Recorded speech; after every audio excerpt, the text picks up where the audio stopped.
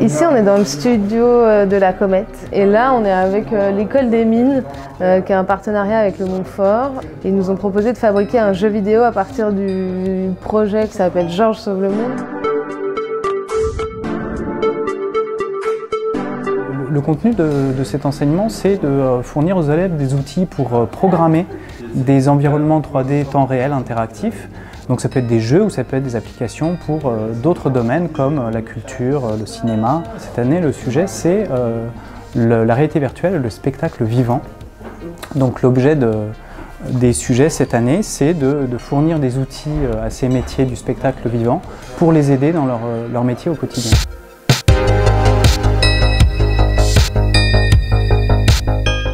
Dans Georges sauve le monde, il y a une ville qui s'appelle Choupo City, qui est une ville qu'on a entièrement inventée avec mon frère et on l'a fabriquée, modélisée à l'aide de machines laser, de découpe laser et d'imprimantes 3D, de fraiseuses numériques. On a fabriqué toute une ville, donc des maquettes au 50e qui sont en train de numériser derrière nous, enfin de scanner pour les refaire en 3D et ça va être donc le décor du jeu vidéo.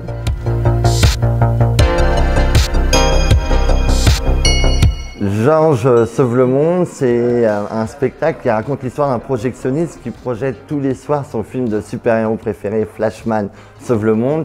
Sauf que ce soir-là, les choses vont se passer de manière complètement différente. Il va boire son café et le renverser sur la cabine de projection et se retrouver catapulté dans les aventures de Flashman.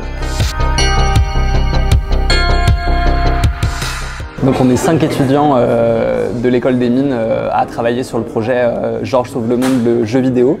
Georges sauve le monde, ça nous a fait un peu de tilt parce qu'il y avait une dimension de super-héros très 80s kitsch qui nous a beaucoup plu parce qu'on voulait vraiment reproduire l'ambiance d'une pièce. C'était intéressant pour nous d'un point de vue de l'aspect technique en fait, de reproduire des éclairages, même d'utiliser toute la technique du méta-cinéma pour l'insérer dans notre jeu.